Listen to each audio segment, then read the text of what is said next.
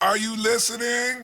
Jumping into our first story, let's talk about the ghost of Stadia Games and Entertainment. Believe it or not, it has almost been a year and a half since Stadia Games and Entertainment has closed. And recently I was watching old videos and I came across this very interesting comment from Jade Raymond, the previous head of Stadia Games and Entertainment. 5 years from now, I believe we will have those, the breath of the wild, if you will, for Stadia, or, those big games that really prove out all the promises that we had at GDC and the vision that we talked about last year. The breath of the wild for Stadia, 5 years away.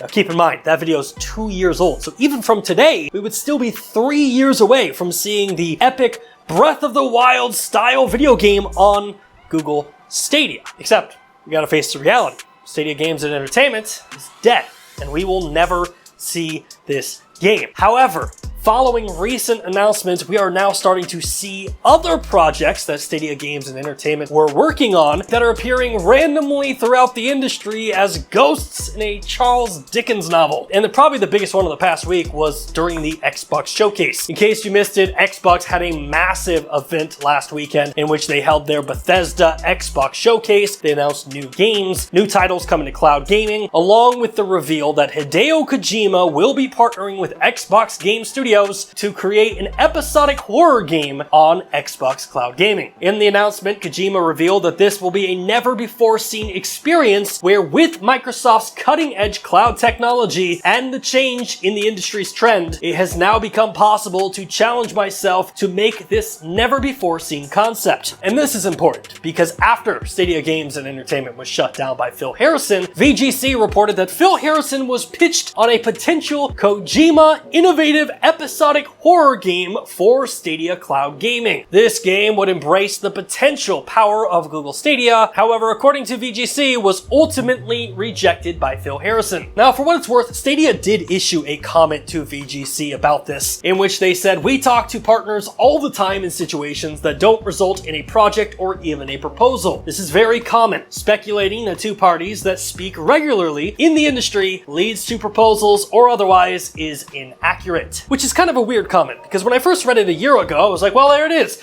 Kojima never pitched the game, but Stadia never denies the fact that Kojima pitched them the game. They're just like, this happens all the time. What's new? But feeding into this rumor even more, you have Jade Raymond, the former head of Stadia Games and Entertainment, posting a photo at Kojima Productions saying, "Highlight of my trip to Japan, tour of Kojima Productions and preview of the game, another masterpiece." And adding more fuel to the fire, Hideo Kojima followed that up with saying, "Thanks Jade Raymond for visiting our studio." Now, I tried to do a little journalism this week and reach out to Kojima Productions and asked, hey, is the game that was announced at Xbox initially the game that was supposed to be at Google Stadia?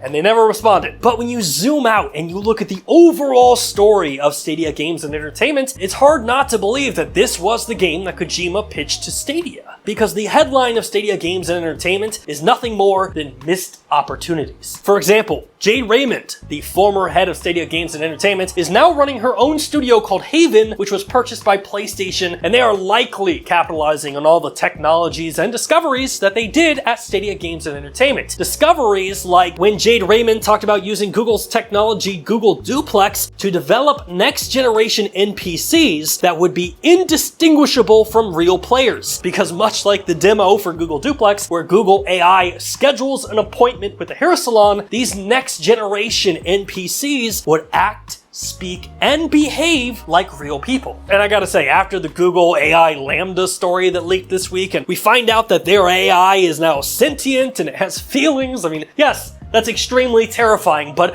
I, for one, would love to see it put into a video game. Imagine walking up to an NPC and instead of him being like, "Would you like a quest?" you walk up and you're like, "Hey, Gary," and he's like, "Not today, Bryant. I don't know, I just woke up on the wrong side of the bed and I'm questioning my existence. What happens when the game is off?" And then you come to the breaking news of the story with Supermassive Games. You may remember that back in 2020, Stadia announced a partnership with Harmonix and Supermassive, where both studios would be creating exclusive content for the platform. Now, that announcement was in 2020, and since then, there has been zero, nothing, null, nunca, coming from either Stadia and Supermassive. And I know what you're thinking.